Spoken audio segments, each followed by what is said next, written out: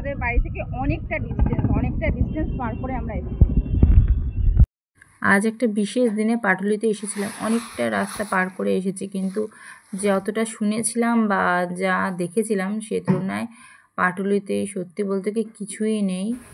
একটা সামান্য ঝিলের চারিদিকে কিছু স্ট্যাচু আছে, জাস্ট এইটাই, আর কিছু না।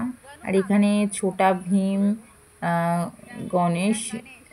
গণেশা এই যে স্ট্যাচুগুলো আছে সেখানে একটু যেটুকু যা পেয়েছি সেগুলো আমরা ছাড়িনি, সেখানে সব ফটো তুলে নিয়েছি, কারণ কি খুব বেশি কিছু ছিল না, কিন্তু কার্টুন ক্যারেক্টারগুলো কিছু ছিল সাইডে। তারপরে যাওয়ার পথে আরও কিছু দেখতে পেয়েছিলাম ক্যারেক্টার্স, তো সেগুলো দেখতে দেখতেই আজকে দিনটা কাটিয়ে দিয়েছিলাম।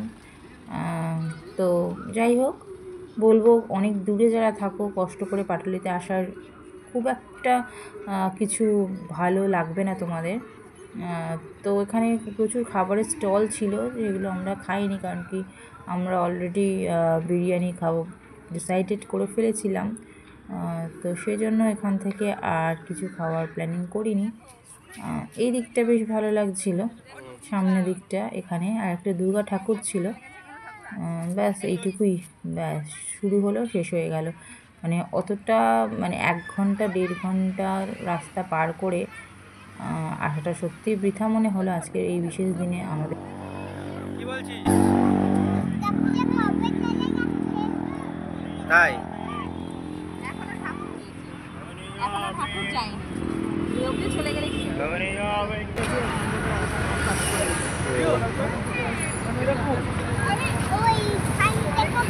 এই লেখাটা দেখ, আমার কলকাতা।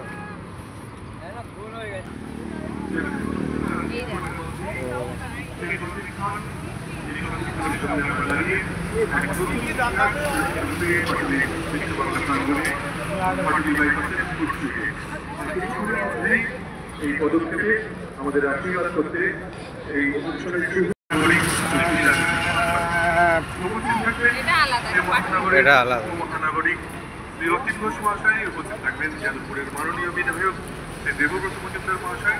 এই সমগ্র অনুষ্ঠানের পৌরোহিত্য যেটা গড়ে তোলা হয়েছে 101 নম্বর ওয়ার্ডে সর্বসাধারণের ব্যবহারের জন্য গড়ে তোলা হয়েছে এক অত্যাধুনিক হ্যান্ড স্যানিটাইজিং স্টেশনের হ্যান্ড স্যানিটাইজিং স্টেশনের মধ্যে দাঁড়াও ওখানে তোমরা।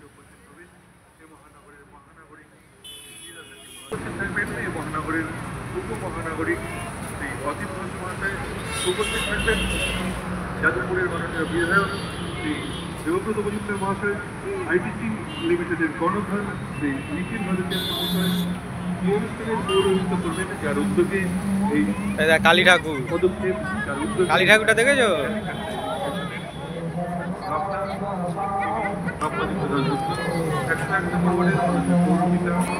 কালীঘাটে নিয়ে যাবে। দেখ কতগুলো হর্স।